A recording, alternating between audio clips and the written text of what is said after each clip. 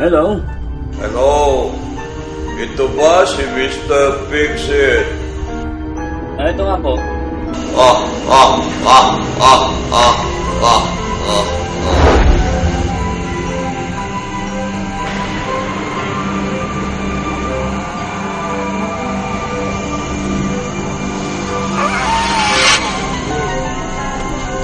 Pambirang ba ito? Nakakatakot. Tama kaya itong address? Tama naman.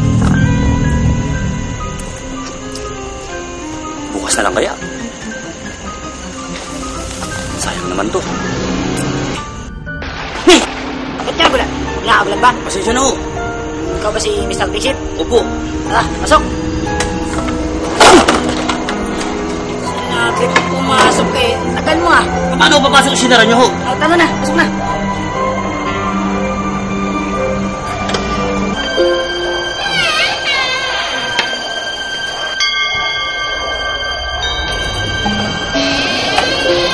Ba? Ba? Ba yun? Ba? Ba?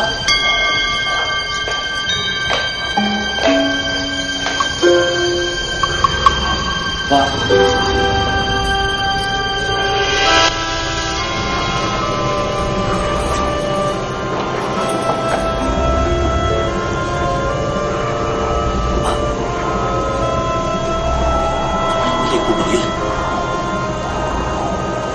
Nakatakot naman dito. Sabi ko na naman, pagpapabukas ko na ito eh. Pasok na ako dito. Dilim. Ba? Ba? Nakakilapot itong bahay na ito. Ang nakakatakot dito, baka bigla na lang may sumupit na tao dito.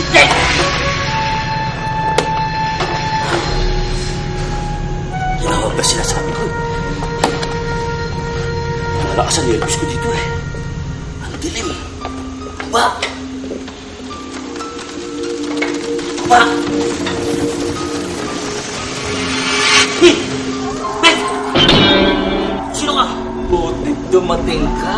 Kailangan ko serbisyo mo. Dok! Oh, Anong ginagawa niyo dito, Dok? masyado ko magbahay ko ito. Kayo ba yung tumawag sa akin, Dok? Oo. Eh, ba't iba yung boses niyo? Siyempre, nagpa-practice ako kasi Halloween party. Kaya kita pinatawad. Itong plancha ko. Sinaksak nung aking katulong. Ay, Bihira, Dok. Natakot pa ako yung pala. Yan lang. Ibig niyo sabihin, Dok, a-attend kayo ng costume party? Siyempre, bukas ha. Eh, natakot ako, Dok eh. Plancha lang pala. Ayusin mo agad to kasi papipress ko yun. Kaya ko yun, Dok. Kaya nga Mr. Fix-It ako eh. Akin na ho yan. Okay. Okay mga kasambahay, simple lang ang mga kailangan nating materyales. Unang-una, Papel de liha, kandila, papel o bond paper. ngayon, kumpleto na tayo sa ating mga materyales. Ang unang-unang gagawin natin, Step number 1, bayaan mo ng lumamig ang plancha. Kapag medyo malamig na, gamitin ang liha at lihain upang tanggalin ang stain o bagay na dumikit sa plancha. sasiksa ko na. Step number 2, kapag natanggal na ang stain o plastic na nakadikit sa plancha, muli itong i-on upang uminit. At kapag mainit na, ay ilagay uli sa off. Gamitin ang kandila at ipahid sa base ng plancha habang ito ay mainit pa. Step number 3, ipahid o ikaskas ang plancha sa papel o bond paper hanggang matanggal ang stain. Simpleng-simple, di ba? Dito lang sa Mr. Fix-It, ha? Because of Mr. Fix-It, we kuting-ting, embuting-ting, everything. galing mo pala. Siyempre, Okay, ano? Good as new. Thank you. Okay, magkano ba nang mabayaran mo dito? Dok, Ha? ay ba naman eh, magpipresyuhan ko ng 5,000. 5,000? Oo, Dok. Murang-mura na yun, Dok. Kasama na dyan yung mga gulat na inabot ko sa bahay na ito. Nako, tama-tama. Magaling akong gumamot yan sa mga magugulat. May gamot kayo sa gulat? Oo! Pag sinuswerte ka nga naman Oo, talaga. Okay, ito. Sabihin, Dok, gagaling na yung mga magulat Okay, ka. syempre naman. Naku naman, easy lang yan, bata. Okay. Yan, ha? Bili mo agad yan, Parga. Huwag ka na maging magulat eh. Ay, Maraming salamat, Dok. Ano salamat? May bayad yan.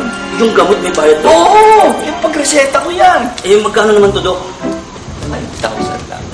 Pareho din. Eh, di, which na lang tayo, Dok. Talagang magaling ka yan. Ang galing nyo rin, Dok.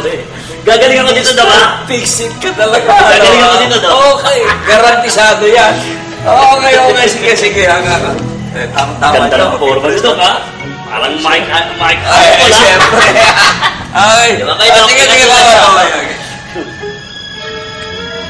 Kala nito panibisahan niya ako. Paano ko ba? Babay na, thank you. Ingat ka, ah. Pag-ingat. Yung amo mo, sabihan mo, huwag masyado nagpapaniwala dyan sa mga multo. Basta, ingat ka. Mag-ingat. Fix it yata to.